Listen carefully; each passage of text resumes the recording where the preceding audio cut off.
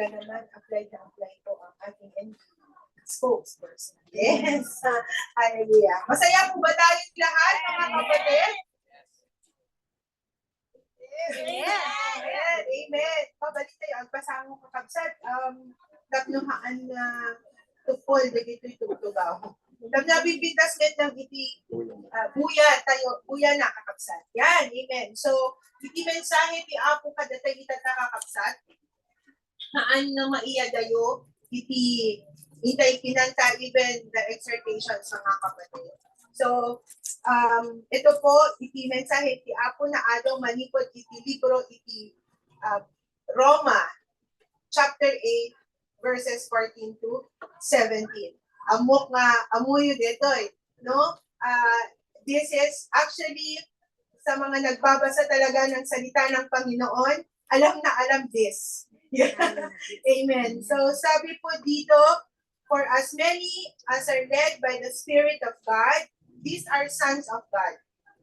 In verse 15, for you did not receive the spirit of bondage again to fear, but you received the spirit of adoption, by whom we cry out, Abba, Father. The Spirit Himself bears witness with our spirit that we are children of God.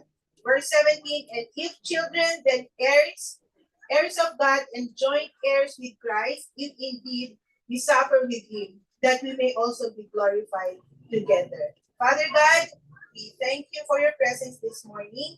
We ask you, dear God, to bless the preaching of your word, anoint our hearts and minds, dear God, so that maawanan ni Apo, itin ka man yung ipagkakadakalitan ng mensahe, Panginoon.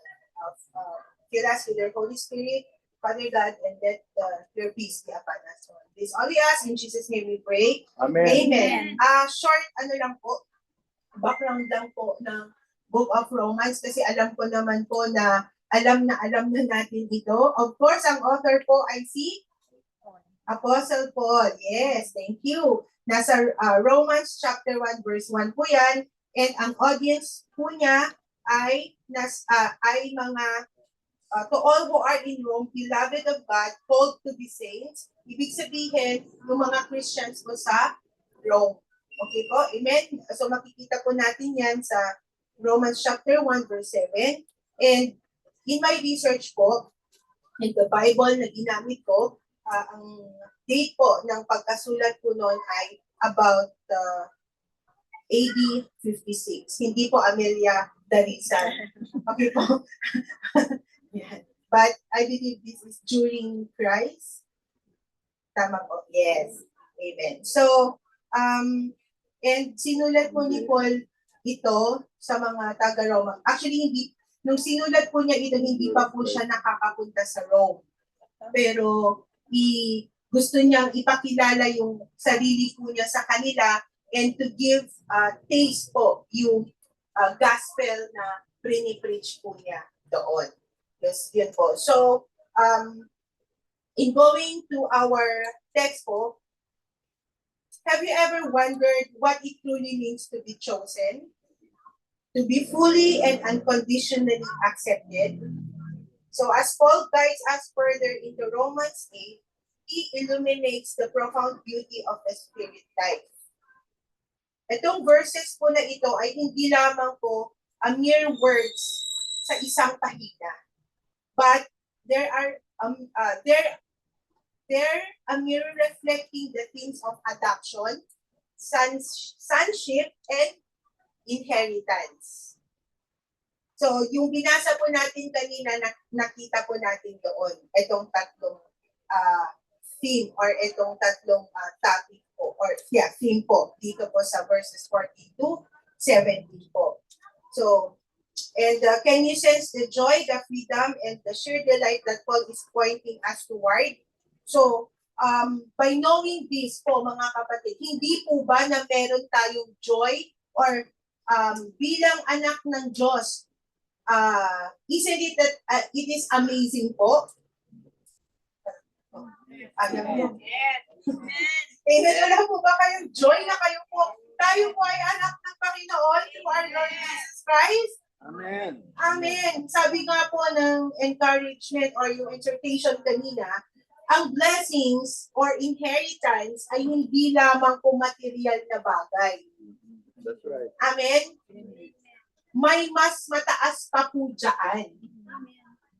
Amen. And yun nga po, matagikwala ang dijay, dagiti pudno nga anak. Diba? Amen? For example, actually, hindi nga minta kagsat, bigal or when iti siyempo, iti punganay, even in the times of Romans, or Rome, or Roman Empire, di ba? Roman times. No, adaptarin da iti mesa nga anak, iti or iti mesa nga ubing, it is the same iti DJ kuma legal standing iti pudno nga anak. Based also in my research sa Bible Hub po, mga kapatid. So, ayun po. And also, Apostle Paul tells us that every saved person has been brought into the family of God and enjoys all the rights and privileges of natural born children. Dito po sa verses po na ito. Yes, amen. Amen po ba, mga kapatid? Parang ayaw nyo. So, knowing that we are the children of God, hindi po ba, kumbaga, di ba, meron na yung contentment sa isang tao? Meron dapat yung joy. Amen. Amen. That is the word delight. Amen. Di ba, mga kapatid? So, pinapakita po dito ni Apostle Paul yung joy or yung contentment or yung kaluguran ng pagka-adapt po ng isang tao. So, ito po ay makikita sa verses 14 to 15. So, kunyari, sa atin kasi ngayon, ayaw man natin aminin, pero yun po yung totoo. Kapag yung isang ubing or yung isang bata or isang tao ay adopted, mali po kasi yung tingin. Negative po. Unlike before, talaga na wala pong ganun. Kahit na-adapt yung isang tao, ang tingin po sa kanya ay parehas sa totoo or natural born na bata or na anak, mga kapatid. So, kailangan maintindihan po natin ito. No? Ayun po. So, at kapag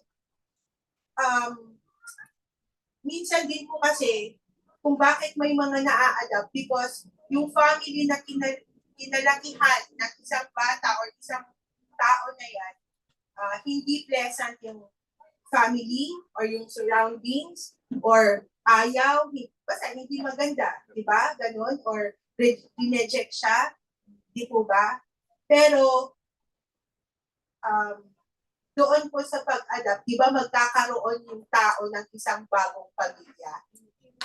Di po ba? Amen. So, bakit sinasabi ni Paul or bakit na ang tingin ni Paul dito ay may joy sa adoption? Because, yun nga po, gusto niyang sabihin na we have a new family or having a new family. Yan. According to Apostle Paul, when we believe, we became the sons of God. Nabasa po natin sa verse 14. Di po ba? Yes. That is, we were removed from the family of Adam. Na kung saan, doon nang galing yung the fall of man. Yung kasalanan. Amen? And, again, sabi ni Pastora Tess kanina na, yun nga po, ang meron lang relationship or pwedeng may fellowship or pwedeng makipag-commune sa Panginoon ay yung may relationship sa Kanya. Amen? Yes. So, we are removed from the family of Adam and we are, anong tawag dito? Parang transplanted. Parang naikapeng tayo, iti pamilya, iti Diyos. So, to those who believed in Him at patuloy na faithful na nananampalataya at naniniwala sa ating Panginoon, mga kapatid, we are literally His children. Do you believe, mga kapatid? Meron ba sa kaibuturan ng ating puso na naniniwala tayo doon or wala lang? Predestined. Yes. Predestined.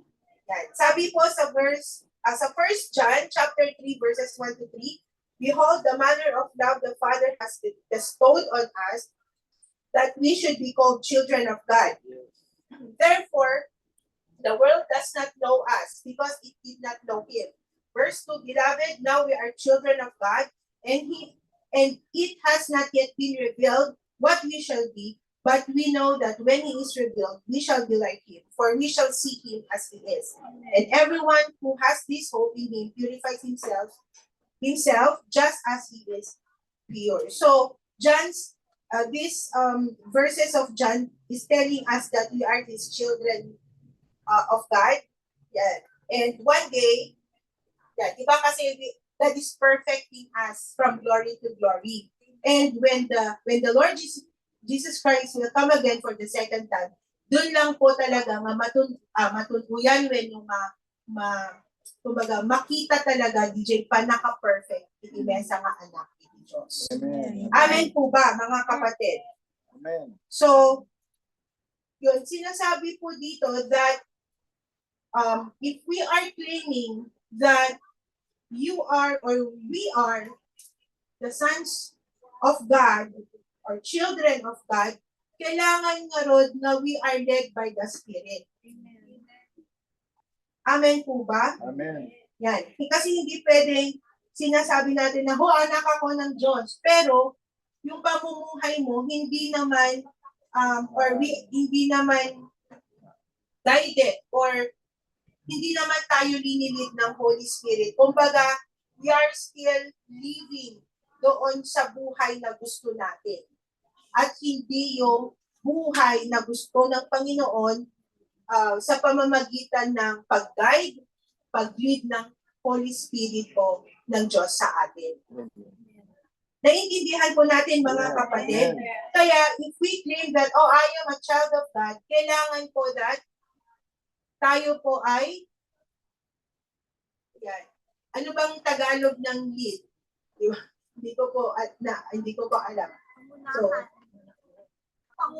pangunahan. So, dapat tayo po ay pinapangunahan ng Holy Spirit. Hindi po tayo yung nangunguna sa Holy Spirit po. Amen? Mga kapatid? Ayan. Amen. Because being a part of God's family, hindi lamang po yan title. Mga kapatid, hindi lang isaw-sawang tayo nga, syakit anak ni Diyos. No. When we say that we are children of God, I am a daughter, I am a son of God, kailangan tayo po ay pinapangunahan ng Holy Spirit at meron pong nakikitang transformation po sa atin or change po sa atin. Amen po ba, mga kapatid? At yung transformation na yun po ay yung bunga po ng Espiritu ng Diyos. Amen po ba, mga kapatid? Kasi, for example, dito, sa pamilya po, yung literal or yung biological family po natin, di ba, kung ano yung tatay at nanay, yun din yung anak. Di po ba? Kumbaga, children is the mirror of the parents. Even how they talk, even how they act. Tama po ba? O mali? Ada ka di mangga nga nagbunga ti santol. Awan, di po ba? Mga kapatid. So, ayun, kailangan po that sinasabi po dito na kung tayo po ay anak ng Diyos, kailangan nga ron nga, itimesa nga anak ni Diyos, makita ken kwa na, kina siya sino or ititatang na. Diba? Iti actions, lifestyle, speech. Di po ba, mga kapatid? Do you agree with me? Yan. Kumbaga, at DJ character nga ma-develop iti mesa nga tao. Pag-apuan na ko nga DJ, ken mestra, hindi po. Di po ba, mga kapatid? So, nung ibaga tayo nga, Diba? Dito ti Diyos itatang ko. Ngem iti diag tayo ket tumaliwas met kakabsat. Diba? Paano po yun? Diba? So, yung as children of God, nade-develop po yung character po ng bawat isa sa atin or yung trait that reflect the character of God as we grow in faith. Amen po ba? Amen. So, kung ganun po yung sa little or biological na family or sa parents to the children, ganun din po sa spiritual life natin, mga kapatid. Kaya yung sinabi ko kanina, if a person is saved, makikita dapat at makikita sa kanya yung tatay niya na sinasamba niya sa langit at walang iba kundi ang ating Diyos Ama. Amen po ba, mga kapatid? Hallelujah. The primary trait is that they will be led by the Spirit of God sa mga taong na saved. Dapat ito yung makikita din sa atin, mga kapatid. Yan. Sabi po sa Romans chapter 8 verse 9, but you are not in the flesh, but in the Spirit. If indeed the Spirit of God dwells in you. Now, if anyone does not have the Spirit of Christ, he is not his. Amen? Yan. So, ayun po. Kaya nga po, kung yung Espiritu ng Diyos ay nasa atin, ipinapakita niya, He makes His presence known. He will change the life He inhabits. Amen? Kung dapat kailangan na merong transformed or changed life sa taong na saved na po. Amen? Or born again Christian. Amen po, mga kapatid. So, tayo po ba ay nangunguna po ba ang Espiritu ng Diyos sa buhay natin, mga kapatid? Pinapangunahan ba tayo ng Espiritu ng Diyos o tayo pa rin yung nangunguna sa Kanya? Yan. O, bahala na kayo. It's between you and God. Sabi yung question din po ni Sister Santa kanina. So, hindi lang po yung adoption, hindi lang po pagkakaroon ng bagong pamilya sa Diyos, kundi pagkakaroon din po ng bagong tatay. Amen? In verse 15. So, yun, sabi po doon that for you did not receive the spirit of bondage again to fear, but you received the spirit of adoption by whom we cry out, Abba, Father. Amen? O, isn't it so wonderful? Amen. Hindi po ba kayo wala pang joy sa inyo? Diba? Hindi po lahat meron pong privilege na tawagin ang Diyos Ama ng Abba Father. Amen? Sa ngalubungan, haan aming nga tattao ket awagan da iti Diyos na Abba Father. Yung mga naging anak lang niya through our Lord Jesus Christ. Amen. Those who have given the right to become children of God because of what the Lord Jesus Christ did at the cross. And those who believe in Him only, mga kapatid. Amen po ba? Ayan. So, ayun po. Yun yung sabi nga po natin kanina na, yun nga po, yung hindi nga means iti-Rome po, yung privilege po iti natural born when no DJ talaga mapudpud ng mga anak, it's the same net lang iti adaptaren da iti. So, kaya lang, sadly, ngayon, in our present time, medyo nag-value, no? Sabi ko nga kanina, maraming, hindi man po lahat, pero marami pong negative yung point of view nila adoption. No? Ampon pa lang. Anak karde nga. Diba? Totoo naman yun yung mga ano ngayon. Diba? Unlike before, hindi mo pwedeng sabihin yun sa yun yung litanya. No? noon hindi pwede. Yan. So, ayan po.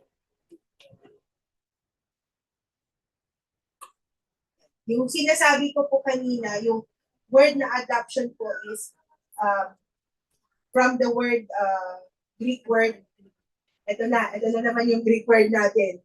Theothesia. Basta ang spelling po na is Huiophthesia. So, Theothesia, yan, means to place as a son. Yan. So, yun po yung hirap po ng Hebrew word or Greek word, ang hirap pong bigkasin mga kapatid. So, I'm sorry. Ayan. And meron pong, yung sinabi ko po kanina that in the ancient world, the family was based on a Roman law called patria potestas po, mga kapatid. The father's power. Yun. The law gave the father absolute authority over his children so long as the father lived. And he could work, enslave, sell, and if he wished, he could pronounce the death penalty.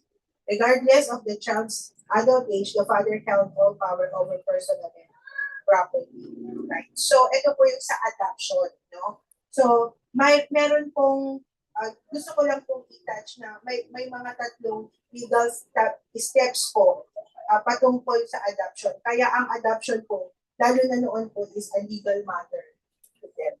So, una po is the adopted son was adopted permanently. He could not be adopted today and disinherited tomorrow. Po. Yan. He became a son of the father forever. He was eternally secure as a son. Yung adopted child.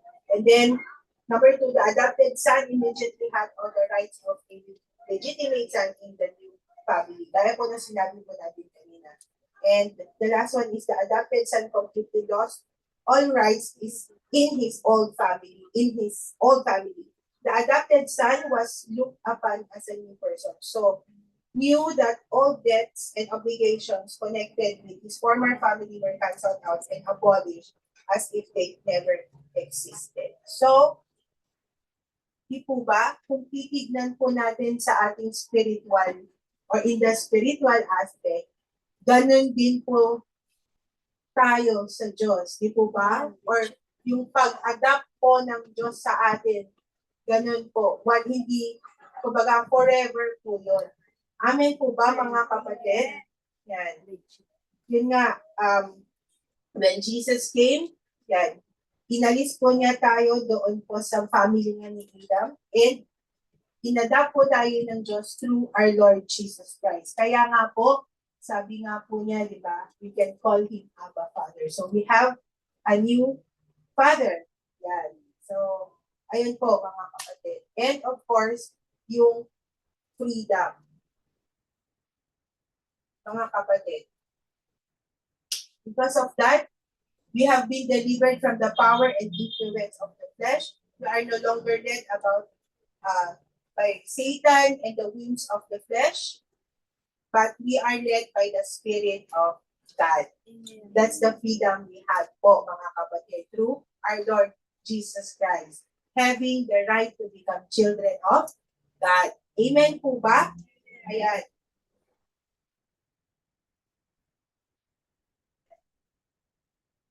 We na-delivered po tayo from the life of fear that we used to live when we were in our own family. Diba, mga kapatid? So ngayon, sa ating Panginoong Jesus, we are brought into a close relationship with our new Heavenly Father. A relationship so close that we are permitted to address Him as Abba, Father. Yung sabi nga po natin. So, meron tayong intimate relationship po sa ating Diyos, mga kapatid. Hallelujah.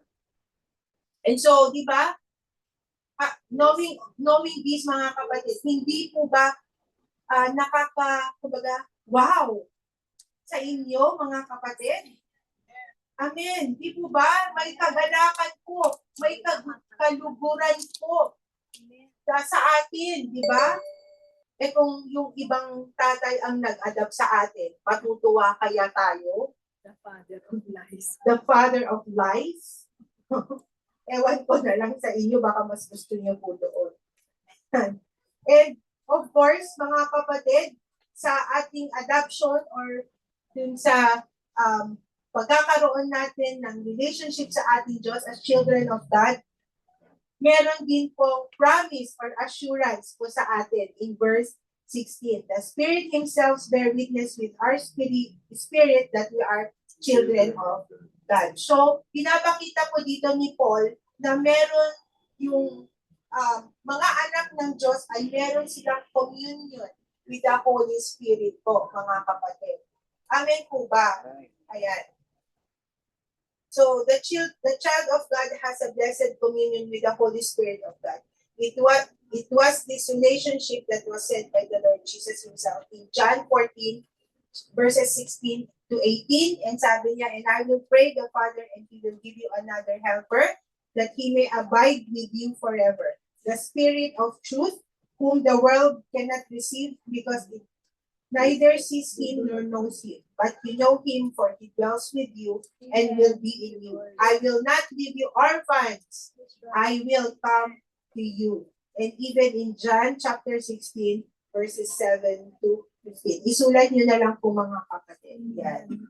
So, the Spirit of God spends time with the redeemed. Amen? Kaya nga po tayo po na save, diba, yung indwelling of the Holy Spirit po, mga kapatid. Pero kailangan ng, para meron tayong fellowship with the Holy Spirit or communion with Him, kaya yung sinasabi po natin, lagi pong naririnig natin na we must go to the Word of God. Amen po ba, mga kapatid? Para upang sa ganun, magtrabaho po ang the Holy Spirit of God that is dwelling in us. Amen po ba, mga kapatid? Yan. He leads us and teaches us, mga kapatid, all we need to know about how to live for the glory of God in this world. It is the Holy Spirit po. Pero kung wala po tayo sa salita ng Panginoon, mga kapatid, wala po ito, hindi po natin malalaman. Amen po ba? At hindi po, nga agtrabaho ti Espiritu ti Diyos nga adda kada tayo kakapsat. Amen. And of course, meron po tayong kumpiyansa, our confidence in the Spirit. Not only having the communion or yung fellowship with the Spirit, but also yung confidence po natin sa Espiritu ng Diyos, mga kapatid. Amen? Hallelujah. Yeah, kumbaga, as children of God, yung kumpiyansa natin, dahil alam po natin that the Holy Spirit is the one who is leading us and guiding us in everything that we do and even what we speak po, mga kapatid. Kaya meron po tayong tiwala or kumpiyansa po sa Espiritu ng Diyos na nananahan po sa atin. Amen? Mga kapatid. And of course, hindi lang po yung joy ng ating adoption or yung assurance natin, pero meron din po kagalakan or kaluguran po sa ating abundance as children of God, or yung richness yan as a child of God po, mga kapatid. Because knowing that our Abba Father is so wealthy. Amen? Amen. Kumbaga, di ba? Lahat sa Kanya, mga kapatid. Amen. Hallelujah. Sabi in verse 17, and if children, ano yun? Yes. Gustong-gusto ko din po itong verse na to. And if children, then heirs. Heirs of God and joint heirs or co-heirs with Christ. If indeed, ito po yung ayaw ng iba. If indeed we suffer with Him, that we may also be glorified together. Diba? Actually, hindi po yung maaalis.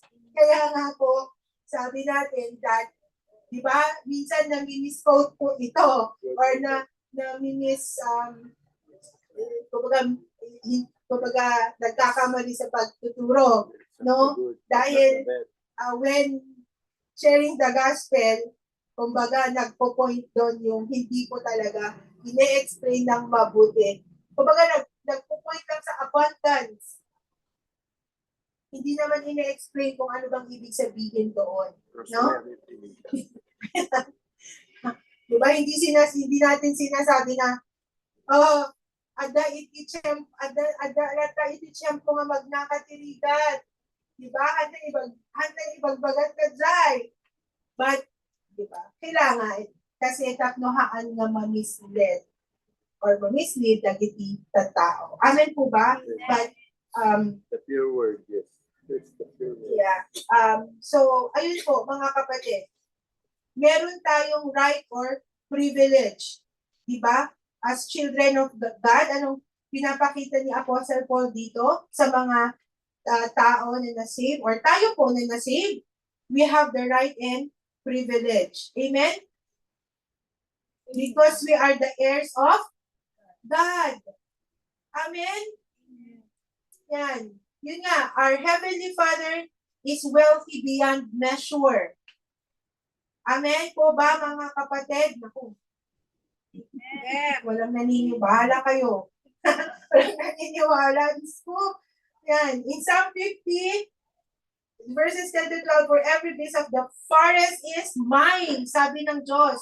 And the cattle on 1,000 hills. In verse 11, I know all the birds of the mountains, and the wild beasts of the field are mine. If I were hungry, I would not tell you, for the world is mine and all its fullness. Oh, diba? If we are co-heir of God, o edi makipagtawid tayo iti kupa na gayam ti amin ken iti lubong ken amin. Di po ba? Kaya sabi nga Ate Santa kanina, so why you worry? Diba? Why are you anxious? Anxious of what? Diba, mga kapatid? We have the privilege of sharing in the vast wealth of our Heavenly Father. Amen. Amen. Yan po yung joy ng ating abundance as children of God, mga kapatid. Amen po ba? Ayan. In Philippians chapter 4 verse 10, ano sabi? And my God shall supply all your needs according to His riches in glory by Christ Jesus. Babaen, lahat natin ni Apo Jesus na kansan. Amen po ba? Amen. So, sabi nga niya, He is able to meet all our needs. Ano, itipagdanagan tayo. Dede ket pribilehiyo tayo. Pas anak iti Diyos kakagsan.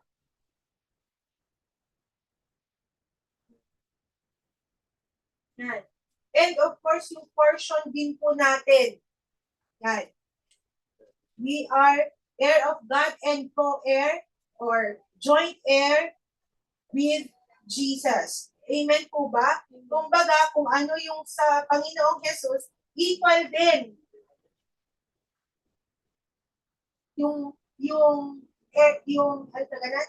Tawidin kayo kakabsat. Iti Diyos Ama. Amen po ba? Ayun, hallelujah. Yan. Amen. And yung promise nga po is that if we remain faithful, if we pass through the help of the Holy Spirit, yung mga trials or difficult times, mga kapatid, if we remain faithful po sa ating Panginoon, anong sabi po niya sa promise niya? That we also share in His glory. Amen po. Isn't it wonderful po? Isn't it so beautiful na promise ng Panginoon sa atin na mga anak niya? Amen po. So, actually ito po ay encouragement or kumbaga, rinarefresh po tayo ng Panginoon bilang anak niya. Kaya kung tayo po ay medyo may doubt po, ito po, ngayon narinig po natin ang mensahe ng Panginoon, diba? Para hindi po natin makalimutan na tayo po ay We are adopted by God. Through the Lord Jesus Christ, we became His children. Amen po ba? And kumbaga, we inherit also yung inheritance ng ating Diyos, mga kapatid. And mga kapatid, that we are no longer slave to our past life or to our sins or yung fears po natin. But we have been placed into the family of God, given the Spirit to confirm it and promise an inheritance that cannot be taken away. Amen po, mga kapatid. Ayan, hallelujah. So ito po ang mensahe ng Panginoong Diyos po sa ating lahat. Di po ba nakakalugod sa atin, yung joy po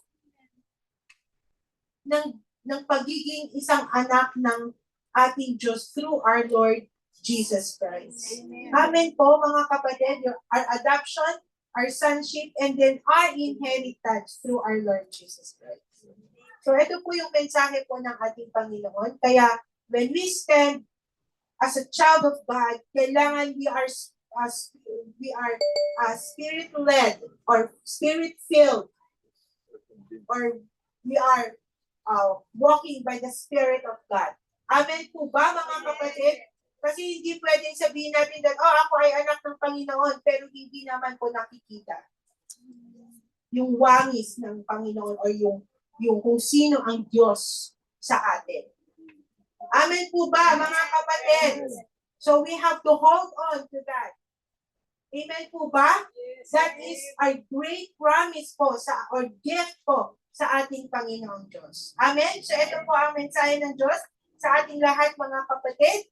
So, all glory belongs to our God po. Maraming salamat po sa ating lahat.